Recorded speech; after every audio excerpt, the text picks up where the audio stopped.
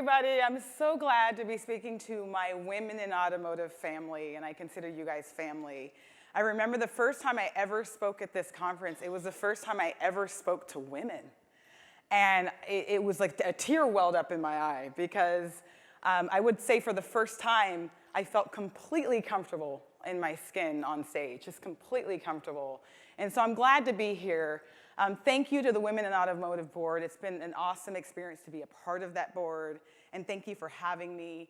I have to acknowledge my family, my husband in the audience. This is only the second time he's ever seen me speak. And also my girls, my daughter, Gabrielle, hope she's not on her phone right now, and Sydney's 9 right there. And I gotta say, I'm more nervous about them 3 sitting in this audience than anybody.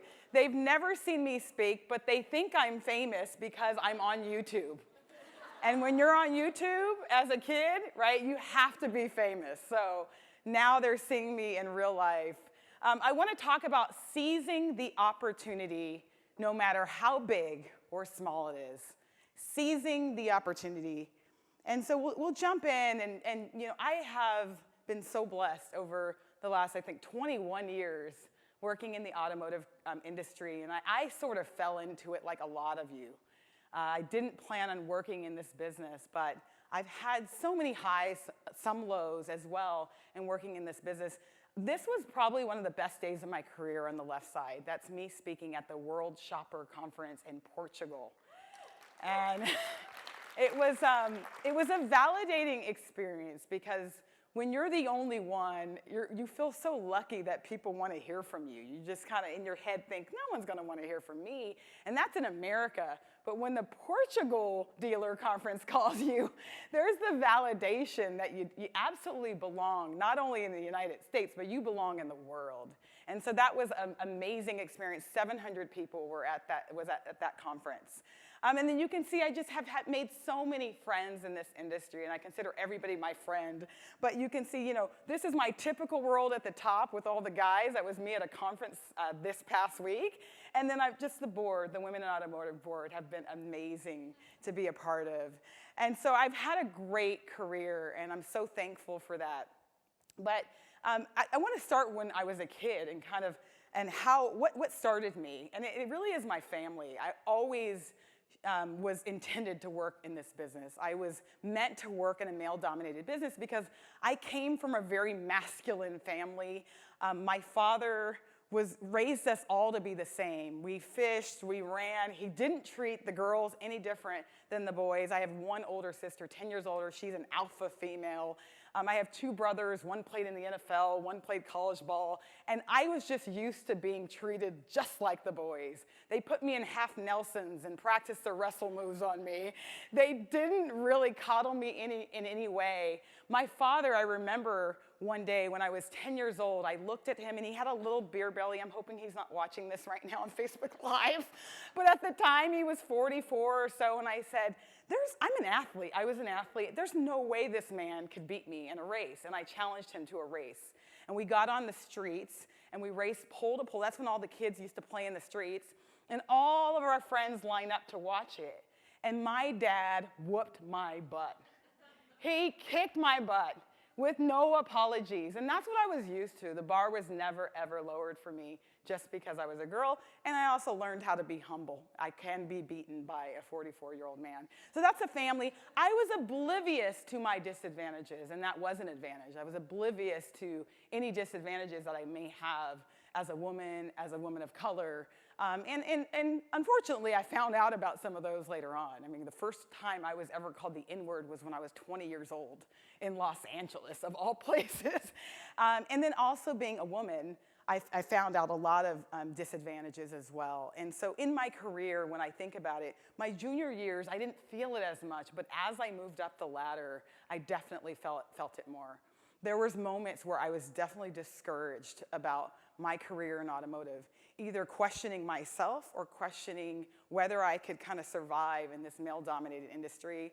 It definitely feels lonely at the top. That is a true statement, whoever made that quote up. It is lonely at the top, and particularly when you're a woman and there's not a lot of people you can bounce things off of.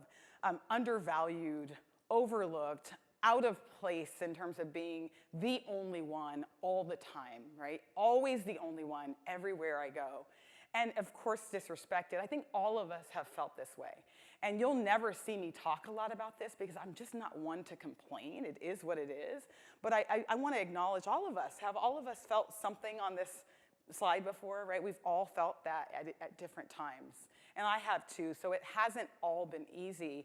I've certainly questioned myself. You know, when I look at people who speak at these conferences, sometimes it's all about, you know, rah, rah, rah, you need to own it, you need to, and there's all this kind of self-empowerment, which is important, but I think it's important to acknowledge that people on the top also have insecurities, right? And you question yourself, right? How can I make it in the boys' club? How can I make them feel comfortable with inviting me to the happy hour?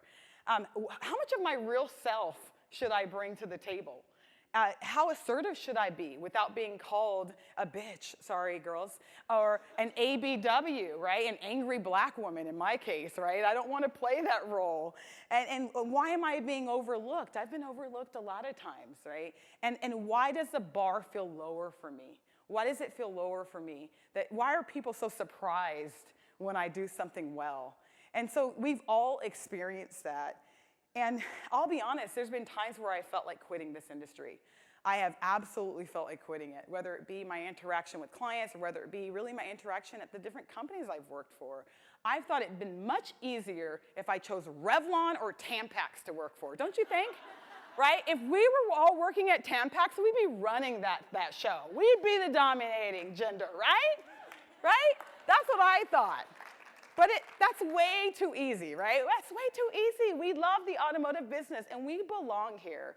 And so I just want you to know there's been moments where I have felt like quitting, and I have let this distract me. I have let all of the naysayers, the people that were negative, the people that questioned my ability, I actually let them distract me. And I take full credit for that because I was the person in the car when someone wronged me. Have you guys ever thought about revenge? Like for an hour, you daydreamed, right? It's not like a physical revenge, but like a classy revenge. How you can like politically out-savvy somebody. I've wasted so many brain cells doing that. And the reality is that when I do that, I'm distracting myself from the real mission. I think about all the opportunity I don't have when there's so much opportunity sitting right in front of me that I'm not taking full advantage of. It's easy to lose perspective of the real opportunity in front of you. And I will say that perspective is my superpower. Perspective. I think we all lose perspective, particularly as Americans. We lose perspective. When I see someone come to this country, their level of excitement at such small opportunity, it's so much bigger than all of us that have way more opportunity. Perspective can be our superpower, and it's amazing how two people can see the same situation differently. Same situation. So I love those optical illusions. Okay, what do you guys see in this picture? And Sydney, you can't answer it. Gabrielle, you can't answer it. You've already seen this. An eyeball? A sink? Okay. The people who said a sink, you're correct. This isn't an eyeball. This is water just draining down a sink. Right? A soapy eyeball, you said, okay? Right. But isn't it amazing? And you guys have all seen those optical illusions. Remember the blue and black dress? You think it's gold and white. Well, you're wrong. It's blue and black. And I was right from the beginning. But how many of us wasted so many brain cells arguing with people who saw it white and gold? I'm not kidding you. I almost wanted to disown my friends that saw it white and gold. Like, there's something wrong with you, right? But we all can see the same situation in different ways. I love this quote. The only thing you sometimes have control over is perspective. You don't have control over your situations, but you have a choice on how you choose to view it. And I totally believe that. How we choose to believe it. Listen, things are going to be against us as women, but there also is so much opportunity. I want us to leave here optimistic that there is something that we can do about it. We have some control over our environment. We have some control on how we execute and how we seize the opportunities that are available, no matter how big and small. I will tell you also that as the perspective gives me the point of view that today is the best day in all of our history to be a woman. Can we agree with that? Today is the best day in all of our history to be a woman. Not only in this country, people would die to be in your shoes in this country, let alone across the world. That's my perspective. That's what empowers me to want to do more, because I have the opportunity. Perspective makes me think about the women pioneers before us, women like Ruth Bader Ginsburg, awesome Netflix documentary if you haven't seen it on her. Katherine Johnson, she's a mathematician that helped put a man on the moon, and she's an African-American woman. And Marcy Carsey, she was at the Last Women in Automotive in LA. I was so inspired. A Hall of Fame TV producer. She produced The Cosby Show. Amazing women out there. There's also women like Cleola Jackson. Does anybody know the story of Cleola Jackson? Okay, you've heard of the story of Cleola Jackson. If you've seen the movie The Help, it's not based on her, but it parallels that. You know, Cleola Jackson was a maid, and she took care of not only a maid, but a nanny. She was the help for a rich white family in Louisiana. And she spent her whole entire life basically helping this family, raising their kids, doing everything for them. She was born in 1929 actually, 1929. And things were a lot different during her time. There was the Great Depression that she had to live through, right? Where everybody, they were out of jobs, Americans were hungry. It was a pretty bad time to be growing up. As an African American, she also had to deal with the Jim Crow laws, and that was where basically black and white people were separated because black people were being lynched at such a degree that the government just said, let's just separate them. They're not going to go to the same schools, they're not going to drink from the same water fountains, and what that did for an African American is it made life harder. You could not vote, right? You didn't have the same rights. The whole point was basically to push you down economically, right, financially, and she grew up during that time. She graduated from 8th grade and had to quit school because she had to work for her family. She picked strawberries and she helped in the rice fields, and that's the kind of thing she did, but she always wanted an education. That's what she dreamed of for herself, but she could not do it. She went on and married at 17. She had 6 kids, and as I said, she was the help for this wealthy white family across town. She lived in a town called Sunshine, Louisiana. And her own kids had to really raise themselves. They had to raise themselves. The older kids had to take care of the younger kids because she was away helping this other family. But still she managed. She emphasized education, and she wanted her kids to be educated. When her oldest son and daughter came of age, she couldn't afford for them to pay for them to go to college. And she had a decision to make because they were only a year apart. And so she decided to send her oldest son off to college and help him as much as she can financially. And she sent her 16-year-old daughter off to California. She shipped her to a new city in Oakland, California, from Sunshine, where there was one stop sign, to Oakland because she had an uncle in Oakland who had no children, and that uncle was going to help her. She couldn't afford to help her daughter. And so she shipped her daughter off to California, and that was one of the best things that happened to her because she got out of the South, which was not a great place at the time for African Americans. This was the 60s now we're talking about. Martin Luther King was pushing for civil rights for black people, and she thought her daughter would have a better opportunity. And this is her daughter. She was raised and she did well in California. She flourished. She got married to a hometown boy that she knew from Louisiana. She had 4 kids that were all college graduates. And she flourished. She moved to a small town called San Jose, which would end up being Silicon Valley. So she went from Sunshine, Louisiana, a very poor town in Louisiana, to Silicon Valley. But this story isn't any normal story. This is a story in history. We should all be inspired, and I am most inspired because Cleola is my grandmother. And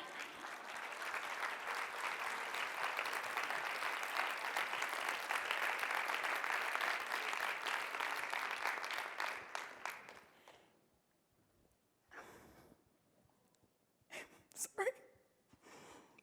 And her daughter is my mom, who passed away this last year.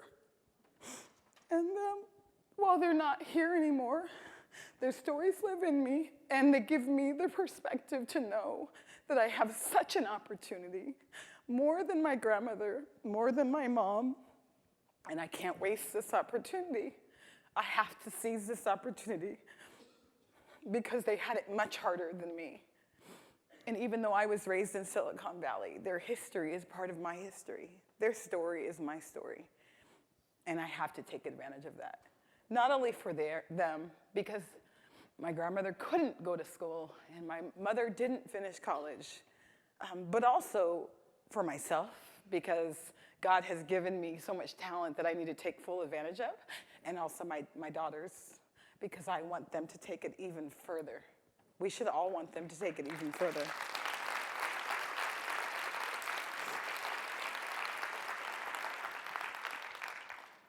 There has never been a better time to be a woman in automotive.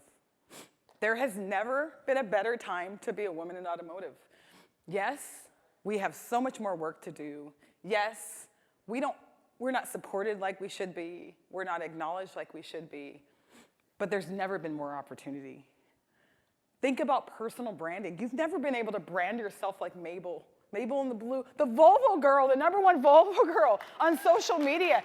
How our grandparents, our moms, we've never had the opportunity to stand out like that in social media. Technology, things are changing. It's an exciting time to be in automotive, and I want you to think like, not that we're victims, but that there's never actually been a better opportunity. But my fear is that we will lose this opportunity, that we won't take full advantage of it, that will allow our fears and our insecurities to actually stop us from seizing all of the opportunity that we can. Because it's easy to get so distracted off of what we don't have and forget about what is right in front of us. We have to seize this opportunity. And here's 5 things I want you to think about, and I want you to take away from this. 1, we have to step into the unknown. As women, we tend to be very uncomfortable stepping into something new. I remember when I first went into sales for the very first time, I was very hesitant because I thought, God, I'm good with customers and relations, but asking for a business, God, that's not my thing, and I want to wait till I have all the skills. I'm not going to even apply for the job until I have all the skills. And it's like, men don't think like that. They put themselves out there. They could be 50% qualified, and they're raising their hands. We got to be able to step into our fears. I will tell you, as someone who came to TrueCar in 2015, it was one of the most hated companies in all of automotive. My husband sold cars at the time, and his dealer hated us. And they recruited me for 6 months, and I said no at first because of all the noise. My dealer friends were saying, my industry friends were like, don't go to that company. It was the best thing I've ever done because you have to walk towards the fire. And this was an opportunity that no one else wanted. This was an opportunity to change a company. How often do you have an opportunity to actually change something major? And we went from 10,000 dealers in 2015 to 3,000 dealers more. We had 13,000 dealers the next year after I joined. We have 16,000 dealers today. Proudest accomplishment I've ever been a part of. Embrace your differences. It's okay to be different. I remember junior high, and you wanted to kind of blend in, and we still have that in us today. It's very hard being different. It's very isolating being different. Trust me, it's 99% of my life that I'm different, okay? But we also have to realize that no one else has my perspective, right? No one has my history like me, and I have ideas, I have points of views that are just built into me because I'm different, right? So that is an advantage. Our differences are an advantage. Ignore the distractions. I'm telling you, the more you move up to the top, you're gonna have naysayers and critics and haters and all of that. I don't even talk about it. All this social media response to your haters, quit it. Yes, you have haters. It's a given if you're successful, right? You'll never see me go on social media talking about my haters and addressing them. They don't deserve my voice, right? They don't deserve my breath. My success is my revenge. My success is my revenge. Ignore the distractions. And that could be your own family and friends too, by the way. So just be clear. Your own family and friends will talk you out of things that sometimes are good for you. Zest for learning. I always want to be an SOB. Anybody want to know what an SOB is? No, not the SOB you're talking about, right? New Jersey girl. I'm talking about a student of the business, right? If you think you're an expert, oh, I feel sorry for you because you're going to rest on your laurels. And the industry is going to change, and consumers are going to change, and technology is going to change, and everything you thought you were an expert at might eventually be outdated. We always have to be learning. Social media, paid search, Google, whatever it might be, we need to continue to learn. And by the way, as automotive industry, sometimes we only think that learning from people who have been in our shoes is valuable, and I think that's absolutely wrong. I learned from dealers. I've never been in your shoes. How many of you have ever been a VP at a technology company? Oh, okay, so I only have 2 people I can learn from in this room? No. I learned from dealers, I learned from vendors, right? I learned from my clients, I learned from people below me and above me. They all give me things that I can take to my job because I have to sell like people in the dealership. It might be a different customer, but I have to sell, right? So I have to communicate. All of these skills are transferable. So stop learning from people who've only been in your shoes. You're limiting yourself to growing. And lastly, execute. At the end of the day, we have to be better than our male counterparts. I don't like that. I wish our average woman could be as successful as our average guy. It's not the case. It is what it is for now. We'll work on that. But for now, we have to execute. One of the greatest motivations I have is I'm afraid to trip. If we're running, I'm afraid to trip. I can't trip. And that motivates me. And so we have to execute. I met a woman at dinner last night. Amazing story. She's probably in the room here. But she's the only girl at her dealership. And she created her own process for subprime customers. She spends her own money on marketing. And they've literally made her a one-man, one-woman department. Right? She's taken it on her own to make her own opportunity, and she's executing, selling a lot more cars than some of the guys at the dealership. So we got to execute. Like the great poet Eminem once said, you only get one shot. Do not miss your chance to blow. This opportunity comes once in a lifetime. My husband is cringing right now because I'm rapping on stage. He hates when I try to act hip-hop. He hates when I try to pretend like I'm hip-hop. Silicon Valley in the house. So, ladies, let's seize this opportunity. Let's do this. Thank you very much.